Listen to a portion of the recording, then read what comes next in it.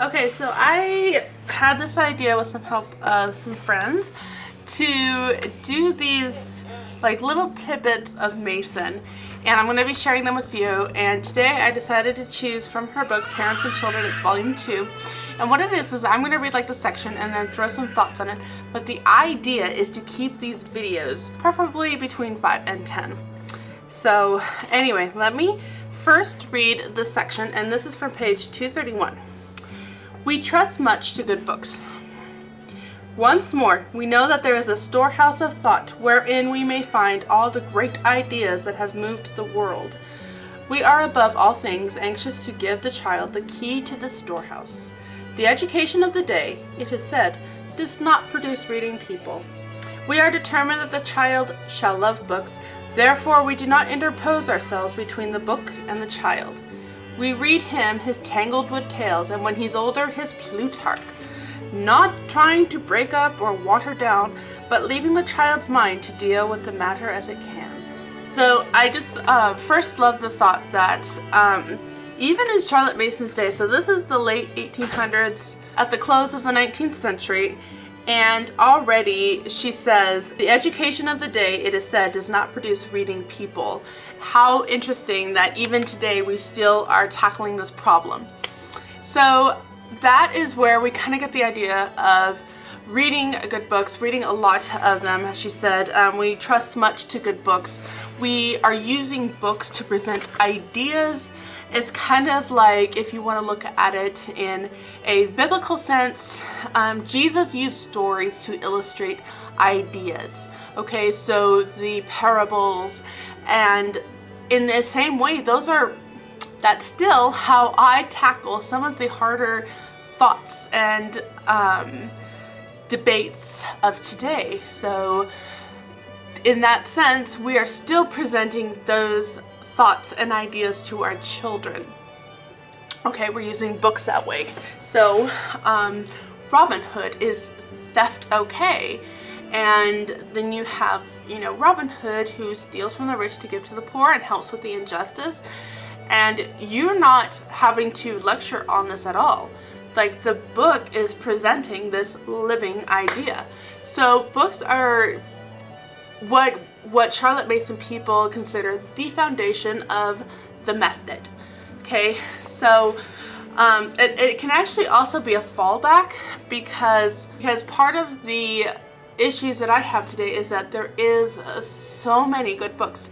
There is more books today than there was 100 years ago, and the printing press and self-publishing industry has grown exponentially since I think the 1950s. And as history continues to grow, of course, there's like a lot more books put out about different topics, and of course, even today, as same as it was in yesteryear, you still have to weed out the good and the bad. So, and then another thing that she gives thought to, as we want to give the key to this idea to the child, the key to the storehouse of ideas. So I actually had written a blog post that I think really works well for the parent of this, and I'm going to leave that link down below, but it's basically that if you approach Sally Mae with a book on how to behave like a young, gentle lady, even in a living way, she's going to see right through that, and you're not going to get it. But if Sally Mae has a love of learning, then over time, as she reads these books, as she gets an idea of who she wants to be, those start becoming a part of her. Trust me, I was one that was always in trouble until living books saved my life. Not really, but okay, I was very inspired by heroines of books. And then here's the other thought.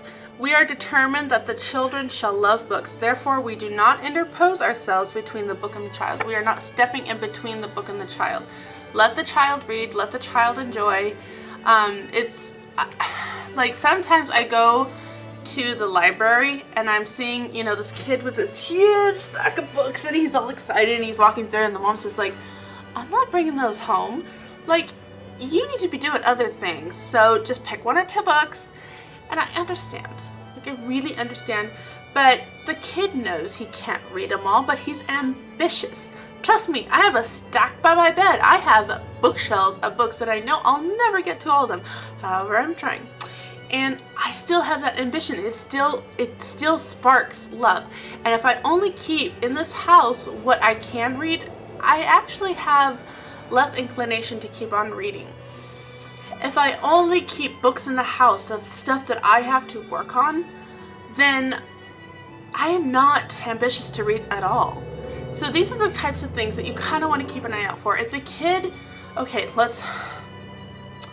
I understand the difficulties of bringing many books home. Our family has checked out 100 books from the library before.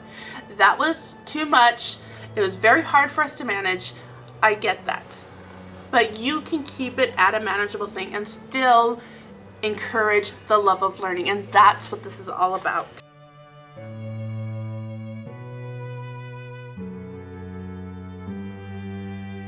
So, and then it says not to try to break down or water, or not trying to break up or water down. Just let the kid read.